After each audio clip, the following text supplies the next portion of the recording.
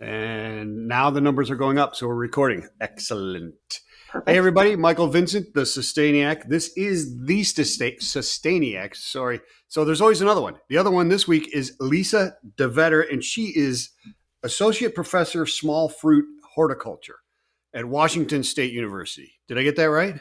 Yep, you got it right. All right, awesome. I mean, everybody knows what you do then. So hours over. Let's see you guys. No. Welcome to the show. I'm so glad that you're on the show. We're trying to do some work together, or at least collaborate and help each other get some work done. But welcome to the show, Lisa. I'm so glad you're on. We're just talking about how busy you are, huh? Great. Well, I like to stay busy, as I say, and tell my family and friends this is how I stay out of trouble. But I really am passionate and really care about all the work that I do. It is. So okay, so you're really busy right now and you're passionate about the work. What does the associate professor of small fruit horticulture do? Or what is small fruit horticulture to start with? I went to a high school where we actually had a horticulture department in my high school. And we had four greenhouses and it was a whole thing. And we graduated a ton of people who went into agriculture and forestry and stuff like that from our high school. I've never met anybody in horticulture since I left high school, except for some people who like were doing it illegally. Those people exist too. They're part of the broad and diverse umbrella of horticulture. Uh, Yes, they are. And some of them were pretty smart. They knew yep, what they were yep, doing. yep. Horticulture in general, we're working with higher value crops, so not like your field corn or your soybeans. We're working with fruits like the ones that I specifically work with are raspberry, blueberry, strawberry, and a little bit of blackberry. But it can include Wow. vegetable crops, tree fruit crops, ornamentals, nursery plants, a lot of different commodities. So you say higher value fruits, and you got that right, man. Go buy some blackberries. Whew. So, Yes. I mean, so what exactly are you doing with them? Are you helping develop new fertilizers or new ways to make them go better? You know, one of the things that you always hear is non-GMOs, and I always say, well, listen, half the world starved to death without GMOs, so let's get over ourselves here and figure something out. But I don't know if that's true or not. I just like to argue. But so what specifically are you doing with those small fruits, the higher value ones, as you call Yeah. Um, I work closely with growers, so I'm at a research and extension center. So I view the work that I do as very blended. There's the research and then the interaction with growers. So I try to take growers' questions and concerns and constraints with the production system and address them through research.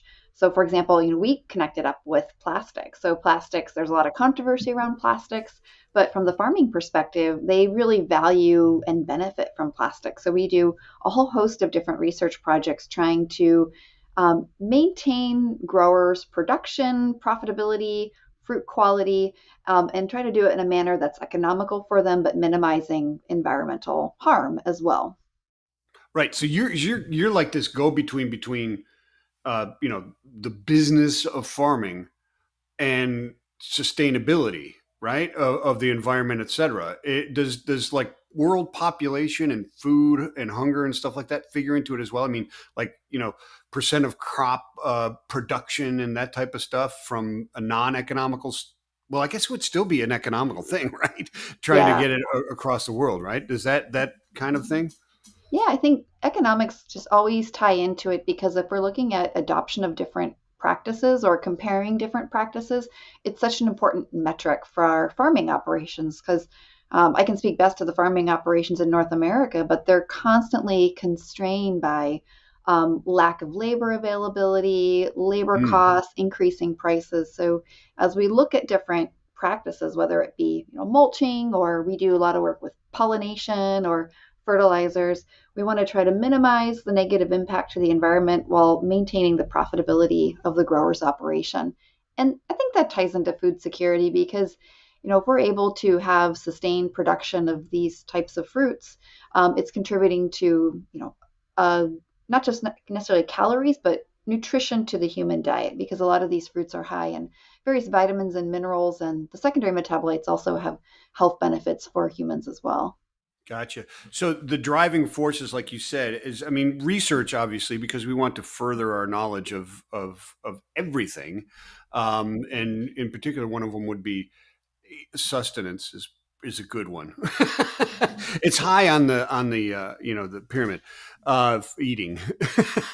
But so is the drive coming, like you said, from the farmers, or does it come from government as well? Does it come from international organizations, that type of stuff? Like, hey, Lisa, we need you to be looking into, like you said, pollination, right? Like the bees are all dying off. You hear about this all the time. I don't know how true that is or how worried we should be, but that would be like a driving force for you to go and start doing stuff, right? Yeah, absolutely. And I would say it comes from both government, policymakers, and farmers. Farmers are incredibly smart, so they see threats to their production system. They're also stewards of their land, so they also want to be, for the most part, ensuring that the practices that they're doing is not at the detriment of the land or their environment. Yeah, because they have to live off that land, right? I Right. mean, they're not trying to destroy that land at the cost of just producing to make money. They have to rely. That's their natural resource. They have to do it, right? Yeah, So absolutely. they have That's to the work on it. mentality of most of the farmers that I've met. There's always exceptions to every Sure, scenario, but sure for the there are. most part, they're trying to be good stewards as well, and they look to good science in many cases to try to help them understand what are the best practices that they can be engaging in to ensure production and minimizing negative impact on the environment as well. Got it. So, your day in a life for all those people who are out there going, "Oh, this is interesting. I don't know what it. I didn't know horticulture was like." Because seriously, everybody that I knew was in horticulture. They're like in tree service or national park ranger Sure. type people. You know what I mean? I don't know anybody who went into actual what you're doing, working with farmers, and I had no idea that you specialized in specific things like small fruit. You're the first person I ran it. This is where I learned that there's somebody who specializes in small fruit, and there's higher value and lower value crop horticulturists and that type of Mhm. stuff, right? But so what does your day look? I mean, how much a percentage are you out there in the field, picking up soil and licking it and smelling it and going, oh, that's pretty good, or this? I mean, what does that work entail? Are you Yeah. or microscopes constantly or whatever, and looking for bugs and boll weevils or whatever it happens to be? Yeah. Yeah, it really varies by the day. And I guess what drew me into horticulture at the onset, because I didn't know about it until I went to college and I was taking all these biology classes and environmental science classes and I realized, oh, I could work in horticulture and I could work with farmers where the impact of work that we do and research is more immediate and more direct. Yeah.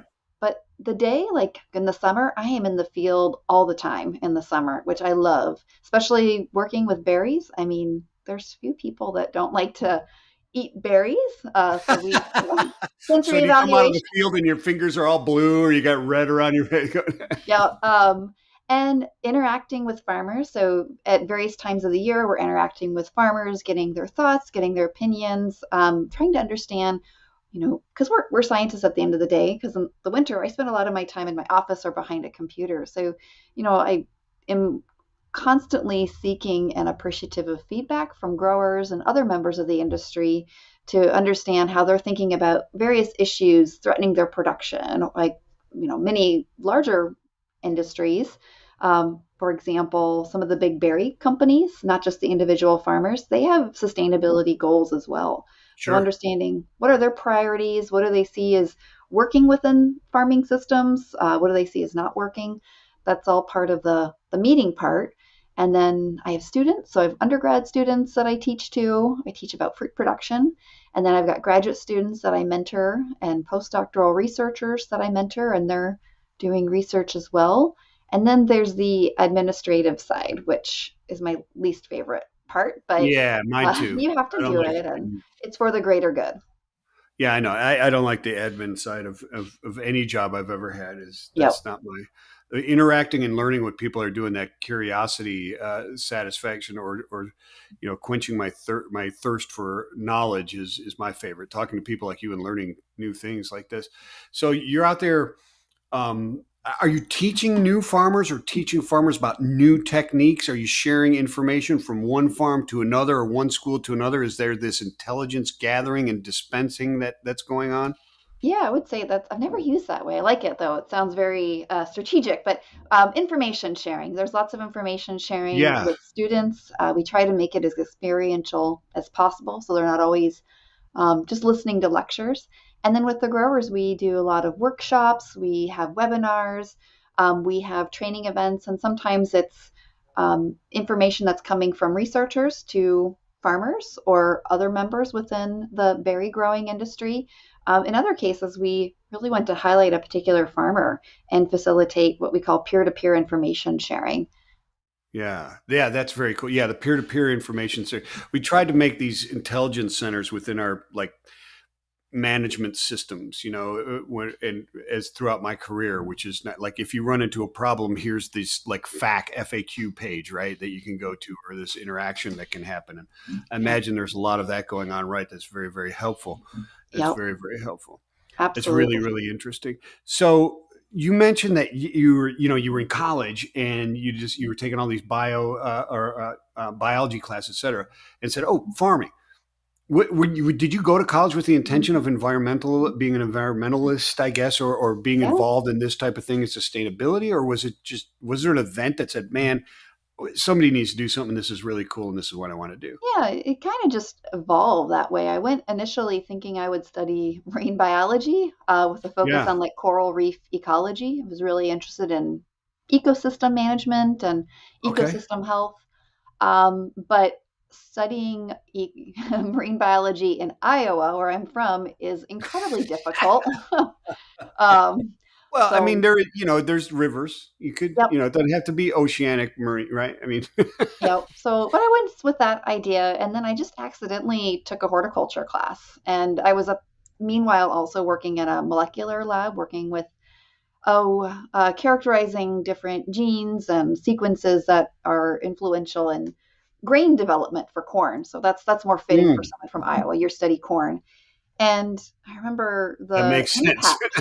Oh yeah, the impact of the work was, years on the horizon, and it wasn't necessarily a guarantee that the research was going to lead to anything that would be beneficial for human society. It was more basic and fundamental. So taking that Yeah, horticulture class, I was just like, oh wow, this is applicable. Like I could see how you could do a trial in 2 years and share information with farmers and benefit them within a short time frame. And I then, got. Yeah, yeah, so impact was a big motivator. I mean, I get it. Yeah, that makes yep, sense. I left logistics after 35 years to do what I'm doing now in recycling and sustainability of recycling and in the supply chains because of that. yep, I mean, there's nothing wrong with being in the logistics. It's needed. It drives the world. It's actually the security of our economies and therefore our way of life, et cetera. yeah. And everybody I think learned that during the pandemic. Wait a minute, trucks, ships, and planes and are really important to keep them moving. Yeah, you yep, know, but absolutely. Well, and I thought I could apply that to this because some of the issues that we have, even in your business, are the logistics of it, right? I mean, moving berries around the world via belly cargo, right? Do you get into the shipping aspect of that? Because I learned some things getting into the area of belly cargo movement of fruits and vegetables that like if it rains, you can't ship the berries for like 2 or 3 days because they can't be wet when they're put in the belly and stuff like that. Do you get into oh, that type of thing as well? oh yeah, interesting. No, not too much. I mean, I'm always learning, and that's the other nice thing about this particular job is the opportunity for continued learning. But no, most of the work that we've done has been more on cold chain management, is what we call keeping the berries cold, using Yeah. reefer trucks, and Okay. for shelf life and quality. Yeah, I got you. Yeah. So let me ask you this. I mean, we're going to get into the plastics and the projects that you're in there, and we can start moving towards that. What is one of the? It's just really interesting because all these questions start coming into my mind Yeah. because horticulture and obviously what you're doing is obviously based in the environment. I mean, there's no doubt about it. And almost nothing we do is not based in the environment except maybe what you and I are doing right at this moment, right? But so what are the biggest threats? Do you see in your horticulture, in your world, what the biggest threats are and how real they are? I mean, climate change, things are changing. We haven't had rain here in Chattanooga in Hmm. like 2 months. And I'm not even kidding you. It's Oh supposed to wow. rain tomorrow. It's like a 50% chance of rain. Now, Chattanooga, if you look it up, is like only a couple inches of rain a year away from a subtropical rainforest. We have Yeah. not had rain in almost 2 months. Yikes. Yikes. Is climate change in your world a thing that you guys think about in reality, and how important is it to you? Because there's people who say, "Eh, come on, Yeah. things have changed before." Yeah, I think the thinking has really changed on it. Initially, there was a lot of controversy around it, but our climate is changing, or we're having more extreme heat events as well as potential for extreme cold events, and farmers are experiencing it. So that's kind of changed their thinking about risk mitigation. So we think Yeah. about it a lot. We're designing and developing trials, particularly associated with heat. The rainfall situation is really unfortunate. A lot of our growers are using irrigation, so they can work around shortages in precipitation, and they're already accustomed to growing within our climate under dry conditions because Western Washington, where I'm based at, we have a Mediterranean climate. And so we will have dry summer. So we have to already provide supplemental Yeah, irrigation. I've been out there, and people Yeah. don't really know the two different sides of, or maybe even three, of the state of Washington. Yep. There's vast differences between Seattle and like Kennewick and Spokane. Totally, Huge. totally. And then yeah, east of the mountain range, it's just dry. You're in a desert. So I think when we think about irrigation, a lot of the farmers in the Pacific Northwest, they're so used to dealing with um, dry conditions, so they depend on irrigation. A lot of them east of the Cascade Range, they have evaporative cooling systems. So the issue, I don't want to say water's not an issue. It's that already have some adaptive strategies to deal with what the climate has already given them. Um, Yeah. They're it's more already of kind of just, prepared already. They've, yeah. yeah, it's just more like shortages though. Like, are we going to continue to have enough water into the future? That's a little bit down the road, but a lot of our moisture or water comes from glacial melt. And so if we're having less snowpack in the mountains and less glacial melt, that could mean shortages of irrigation water as well. Yeah, it certainly will. So, what should people expect, or what should they do if they're interested in the job that you're doing, and what you're there? What kind of things should they expect if they want to go into this field? Yeah, well, I think it's an incredibly rewarding field. We need more people to recognize that agriculture or horticulture is a science. It's a meaningful science. It's a complex science. I'm getting a little bit on my soapbox because a lot of people think just studying agriculture means farming or working in greenhouses, No, but it no, no. really It's is much exactly right. more. I want you to get on Yeah, that. I want you to get on that soapbox because we're trying to discover this, and my discover it and get people educated and evangelize just exactly what you're doing and how important it is. So please get on the yeah. soapbox for a couple minutes. Let us know. Absolutely. Well, I experience a lot of people want to go into sciences, maybe study medicine or engineering, and those are great fields, but I hope people have a more broad recognition of science encompassing agriculture and horticulture. And there is so much to work within those areas like soil science, pest and disease management. Within horticulture, we do work on, irrigation, fertilizers, plastic mulch. We have entomology, and I feel like I've got a little bit of a foot in entomology with some of our pollination work. There's more and more technology too. So, harnessing some of that technology and seeing what is useful for farming systems so that they can be more efficient with resources like water. So, they're providing only what the crop needs. That's another area. Developing what we call decision aid tools to help farmers make data driven decisions. There's so many facets and areas where agriculture intersects Wow. with all these different fields. So if they're interested, I would say, first just get your hands dirty, get in the field, and have some of those experiences where you're Yeah. learning through by doing, and Yeah. seeing if it's still something you're passionate about. And then, if you go to college, go study agriculture and see if there's an area of focus, which one works best. I kind of landed in small fruit horticulture because I just started working in a lab and really like working with things that are tasty. So, but there's so many other I areas. know your motivation. You've mentioned tasty like three times already Yeah, I like to as a eat. I motivation like to to get. eat. Yes. We have people here that work at cider apple, so I always think, oh, maybe those are the people that like to drink, or the hop researchers. Those are the people that Well, like to yeah, drink. but yeah, I can see that. Yeah, hop researchers as Yeah. well. It's interesting because when you talk about that, it just conjures all these things up that make so much sense. If you're in horticulture, and even if you just say, well, it's just about farming. Well, just about farming is is pretty intense. I mean, you could wouldn't a horticultural slash computer science degree be pretty helpful in your field? Yeah. Oh, yeah. I think moving Right? forward, absolutely. Or an engineering degree in horticulture slash together, because you're dealing with, like you said, all the new technology. So you're talking about new irrigation systems, you're talking about environmental challenges, but like you said, data management, data scientists, all that analysis, etc.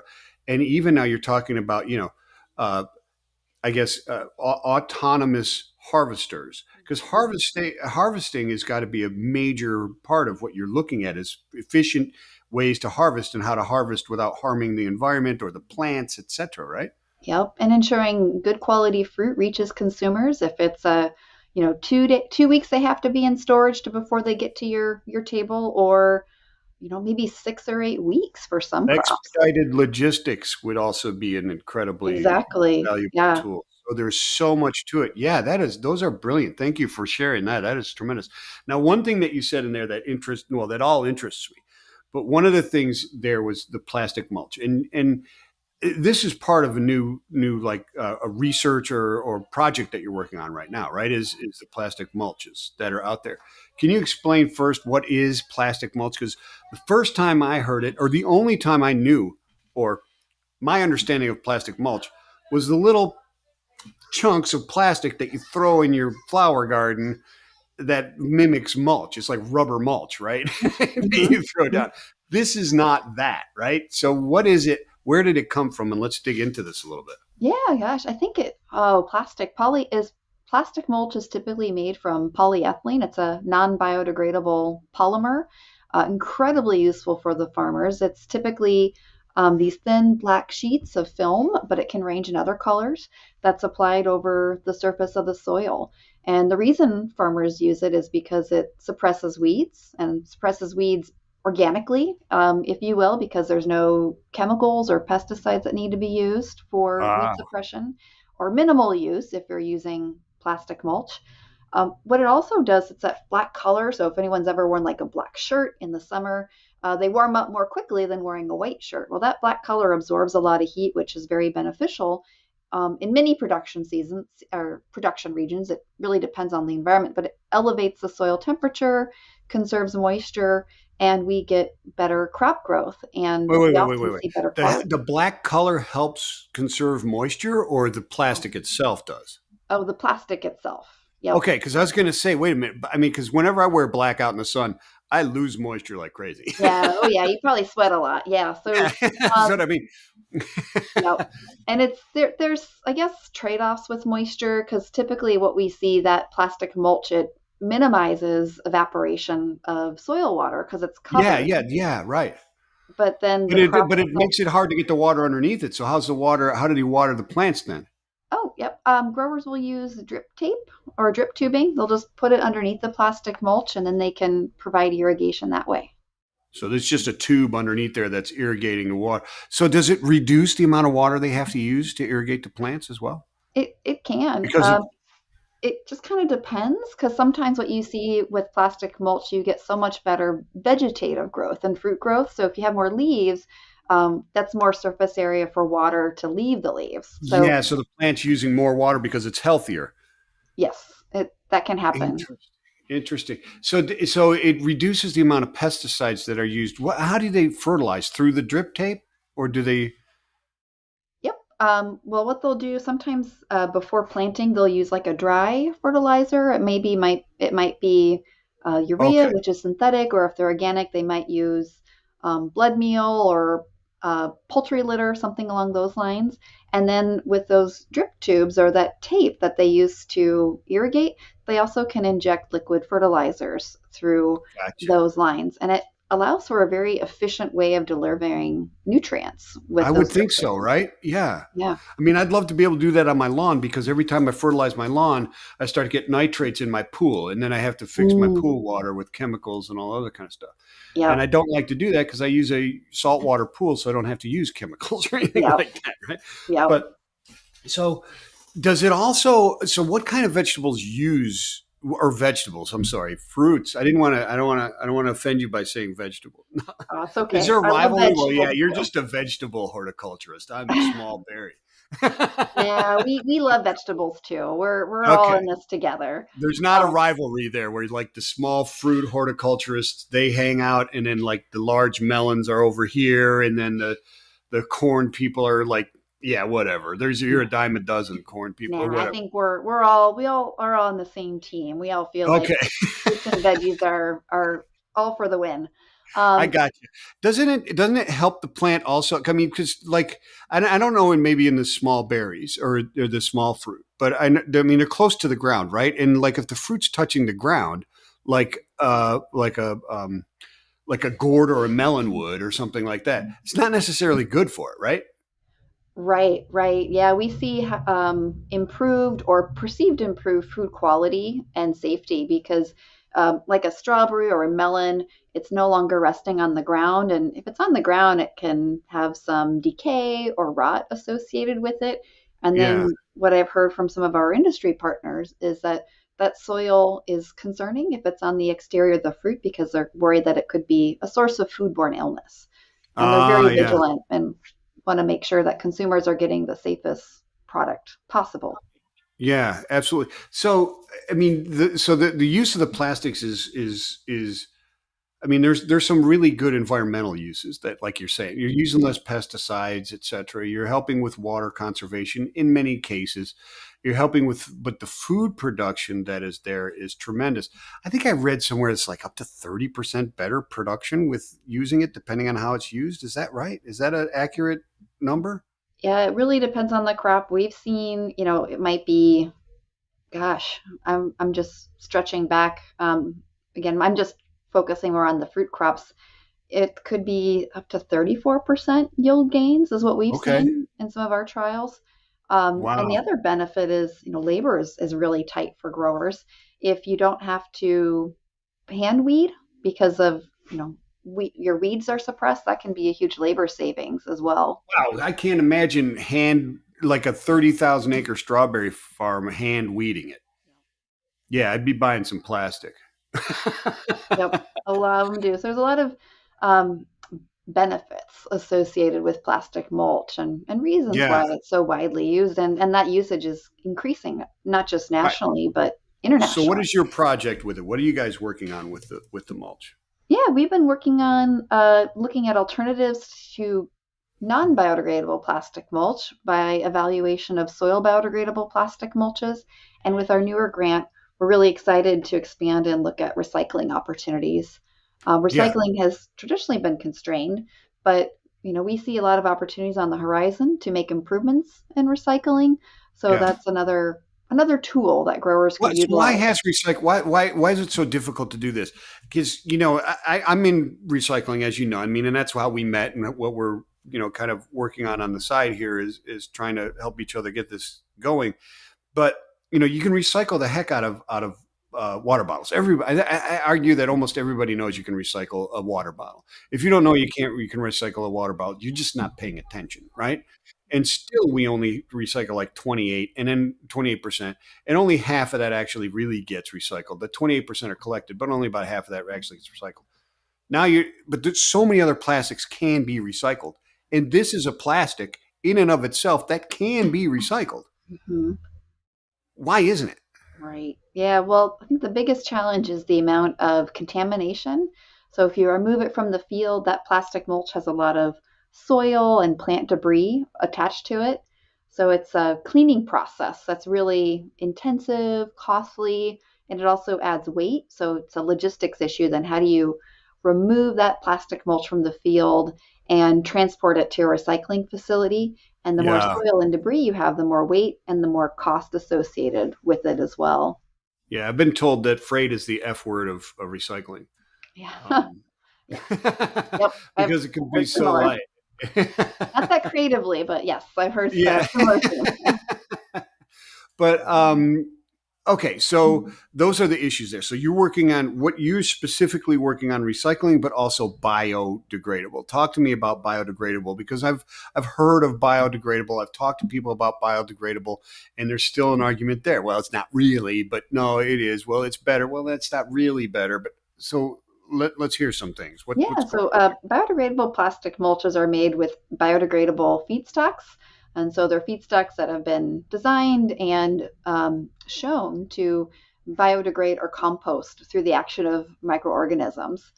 So those are the materials that we're looking at. Just for people that are listening in and thinking about trying them, you want to make sure that they meet standards. There are several standards, and if you put up the website link, listeners can see what those standards are. Yeah, no, I Um, will. It'll be up there. I'll have it up there. Yeah. Perfect. Perfect. The reason we really push those standards is because there's a lot of products that are claiming to be biodegradable, but they're using non-biodegradable feedstock material. So essentially, they just fragment and form microplastics that will take years to biodegrade and pollute the Yeah, that's what soil. I was going to ask. Just because it breaks down in the environment doesn't mean it's good. Right. Right? Right. So the idea with the biodegradable plastics is that they're being metabolized by soil microorganisms. So they're using the carbon in the mulch and they use it for their metabolism and they release carbon dioxide or it becomes part of the microbial biomass of the soil. Yeah. That's how they're designed. There's still a lot of questions about their application, their cost, the rate of the biodegradation, as well as the persistence of biodegradable plastic microparticles. And that's really what we're focusing on. I mean, the length of time that it takes for it to actually degrade. Because one of the things that I read, and tell me if you know about this or if this is true or not, but it makes sense, is that in many instances, the plastic mulch that's being used, the poly mulch, I guess it's called in many places, the fragments of it, because there are places around the world, I don't know if it's in the United States or not, they just plow it under, Yep. right? They just plow it under, Yeah. forget about it and roll.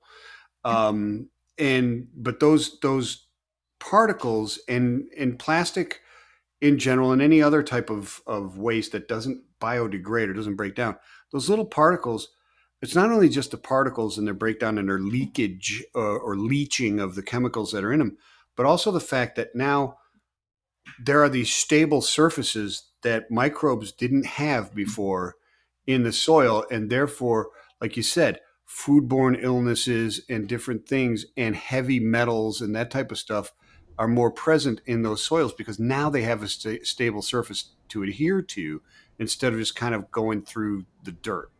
Am I speaking correctly here? Yeah, there's been concerns elevated by that as well. And I would say it's still active area of research. We're still trying to understand like what are the long-term repercussions of incorporating non-biodegradable polyethylene mulch into soils. Because there are areas around the world, even in North America, where it's tilled in. And the big question is, well, from academically, when you look at some of these papers, it's understanding like, well, is this a field representative rate? Sometimes there's studies done where they apply more than what would be representative in a natural situation. So, you know, in those cases, the results, it's really hard to apply that to a real world situation because they took such a high rate to begin with. But Oh, so again, that I mean they boost up the concentration so they can get some sort of result that'll show. I mean, you can then pare it down, right? But I mean, they're yeah. not trying to boost them up to go, "Hey, look what we found." But you need a certain rate to be able to even study something, right? To see Well, if it's present. Is that yeah, it it? depends on the scientist. It's just kind of it's being critical when looking at the data, and Yeah. I think just Okay. kind of points to the fact that we're still Well, that's peer actively review, right? It's studying. got to go through the peer review process to get Yeah, credible, right? And shouldn't it? it Is that what should. you? But peer review misses some things. There's been studies that get released. Many different disciplines have studies that get released and then they get retracted later on. So So are there researchers out there, and I don't want you to name names, but are there researchers out there that you go, yeah, I've read their stuff before, hey, whatever, and others you go, if they said it, if she said it, that it's fact, or like, I don't know about that one. I mean, is it well known in that community, like to go, oh yeah, that's from Joe Blow, he doesn't know what he's talking about. no, I think we apply a level of constructive criticism to everybody. Okay, We want the all right, science to be good. It's just I would just say that it's again a very active area of research, and so yeah, um, it's very easy for an article to get published and things to get blown out of context or proportion. Uh-huh. For Yeah. example, the world's going to end because of plastic pollution in the soil within 10 years. That maybe, but I would go back and really look at the science, and oftentimes Yeah, it's I'd have to question overstated, the science there. I'd have to right? question the science there. Yeah. It is So an issue that we need to. So, how's the success with the program studying the? So, what are you doing? Are you taking like different types of biodegradable polymulch and using them in areas and studying them, breaking down, or do you? I had a friend he was big into whiskey, and he found one of these whiskey making kit things. It's very expensive, but it simulates like 4 years of aging in like months, right? Because you oh, put it wow. in there and it changes the environment. Because apparently, and I didn't know this, but when they put the whiskey in the cask, it's the outside environment it's supposed to be that needs to change in order to make it absorb into the wood and then come back out of the wood and back in out because of the environmental change. Oh, Do cool. you have places like that where you concentrated or whatever you said to Sure. speed up the breakdown of the biomass or Yeah. Not necessarily in this trial.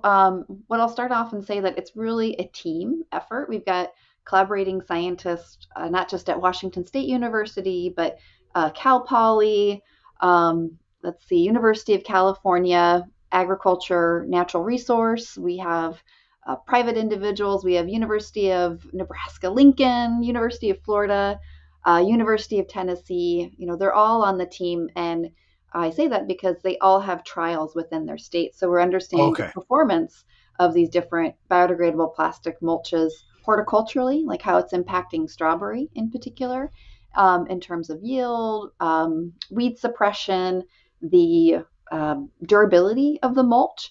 And then we are working with soil scientists and polymer scientists, and we're looking at how long those plastic particles remain in the soil once they're incorporated in. So we can kind of look at that fate and residence time question that's so Yeah. important with the biodegradable You need plastic. it to break down in the soil, but you need it to stay for at least a season, right? Yep, exactly. And it's going to vary by your location, like your soils and your climate. So that's what we're doing for this particular project, or one of the areas of research focus. Gotcha. I mean, it would seem to me that this is a really important thing. So it's not like you can just get rid of the plastic again, right? I mean, if this is not an area where you say ban plastic, right? No, this is, and it's our food supply. And people say, well, we ingest a full credit card a week of plastic and so on and so forth. And here you are growing my strawberries in plastic. What are you doing, Lisa? Get rid of the plastic. That's not the solution, right? Just get rid of it. Yeah, I don't believe so. I think plastic's a really important horticultural tool for growers. If we remove plastics, we might be looking at just, well, number one, less food production per unit area, and that will also drive up farmers' costs of production, more herbicides too to be applied, and more hand weeding labor for weed management. So I think it's not about removal, it's maybe replacement or Yeah. looking at recycling technologies as well. And that's where the recycling piece comes in, because biodegradable plastics aren't the right answer for every farming situation. So I really believe the more tools in the toolbox that we have, the better off our farmers will be. And in some cases, recycling could be a better option.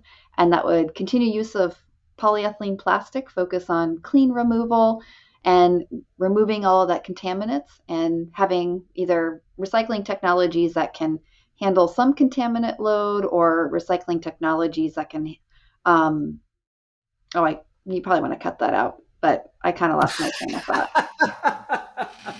I don't know. Um, I've never cut anything out of one of my podcasts yet. oh, you haven't? Okay. Well, No, okay. Take a step back then. unless it's incredibly offensive, which has Oh, not happened yet. no, no, Or that's not somebody happening. would blurt out some sort of, the recipe for cold fusion and go, "Oh, I Nope, wasn't let's supposed to not do say." that. Nope. No, I was just going to say, looking at mulch removal technologies that can minimize the contaminant load, and then work on recycling technologies that can Yeah, handle higher contaminant load. Yeah, absolutely. That's exactly what's got to be done. It's exactly what we need to be looking at, because I talk to people about, okay, why don't you use ag plastics? Because it's just too expensive. It's too expensive to get it in, and there are some people that do it, and they do it knowing they're going to take a loss, and they're doing it in an altruistic manner, right? And there's a couple people out there that are doing that, but that's really what it is. They know it's a loss. It's a loss, but then they're using it in a product that actually gains a little bit of profit. They could have a lot better profit, and that's if they didn't use it, and that's what keeps it down. We got to find a solution that is non-altruistic, that is going to be good for the farmer, good for the new product that's being made, and economically viable. Otherwise, we're relying on altruism, and half of our time is going to be set up looking for people who care enough to give us some money. Yeah. Which, I And mean, it's difficult, right? I mean, you write grants all the time, I'm sure, right? oh yeah, all the time. That's a piece I left out in my day-to-day life. It's grants and budget management and papers, but yeah, going back absolutely. And that's another area. We have people on our project team with policy, an emphasis on policy, and they're looking at, is it better to invoke more policy level action to try to have these more sustainable outcomes for ag plastics, like encouraging or having policy that is more favorable towards recycling. A Yeah, good yeah, thing to well, first. yeah, absolutely. I understand exactly. There needs to be incentives, and I believe it should be on the incentive side instead of the disincentive or the penalty or Yeah. the tax or the this or the that, which I think it's probably a matter of time before only a matter of time until you know ER or EPR Hmm. legislation hits the U.S. in a way it's already hit like Europe, etc., Yeah. and then extends into other places besides just packaging, Yeah. right? Because it will eventually, somebody's going to come in and say, okay, farms are only, they have to use this amount of bio, or they have to use this, or whatever it happens to be. It's just a matter of time, really, Yeah. before those Yeah. So mandates. I think those incentivization structures are a good way to go, and we'll have members of our team kind of look at this more systematically, utilizing their areas of expertise. These are more like the Yeah. sociologists and the economists. Well, I mean, and that, the thing is, this is, the work that you're doing and your team is doing, the more you can get done before legislation or people start discussing, the better, because now they can go into these decision making process and have some true information and some intelligence around the issue, Right. instead of knee jerk reaction, ban this, or that type of stuff. When I hear ban, I'm like, okay, I don't think you've thought things through. No matter what it is, have we thought this through before we ban anything? We need to think through the unintended consequences before we sign off on that, right? Yeah, yeah. Ultimately, I mean, I'm very, academically minded, but I always want to make decisions based on data. So that's the goal of the project, is let's generate some data so that policymakers also have that information that they can leverage so they can have informed decisions. That's interesting. I think there's a lot of people that are going to tune into this and watch and say, well, she doesn't have her weeding gloves on or her boots on or anything like that. Is she really a horticulturist? You've educated me quite a bit on what a horticulturist does. And hopefully we can get something done with the plastics, both bio.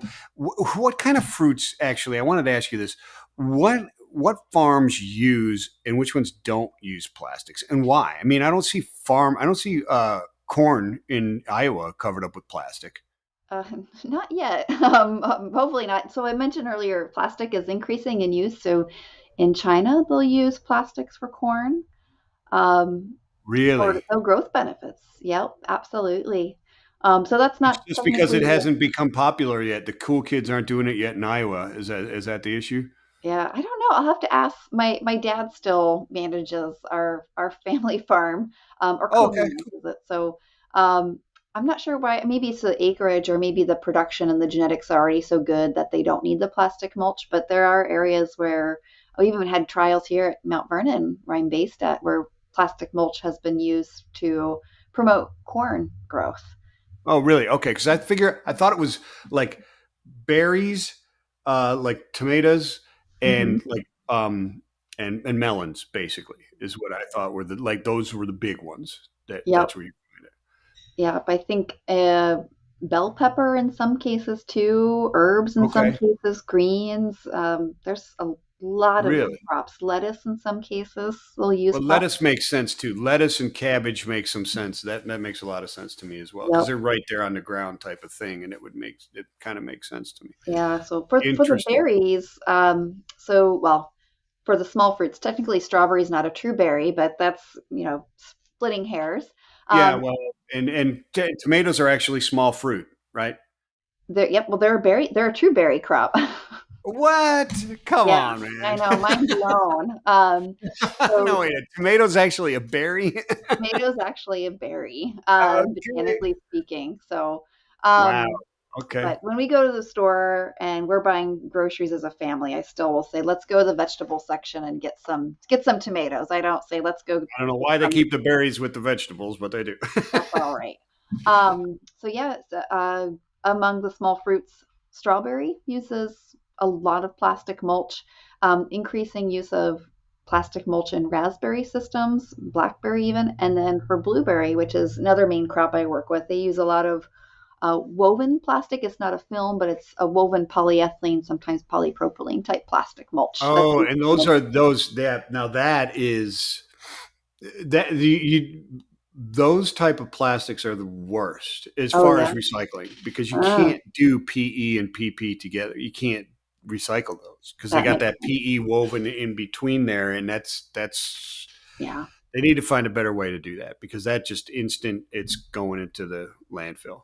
Yeah, It yeah. just is. Next project. Yeah, next project, next project. So excellent stuff. How long does the project go for? Is it It's just a infinite? 4-year long project, and we Okay. usually will get a 1 year no cost extension. But this is the third federally funded special crop research initiative project focusing on biodegradable plastics. What's unique about this third one is that we've expanded it to also include recycling. Oh, okay, cool, cool. That's So excellent. And you're in the first year of it, or you're in the third year of it, or fourth? Or we're in the first year of it. oh, nice, Yep. So excellent I'm stuff.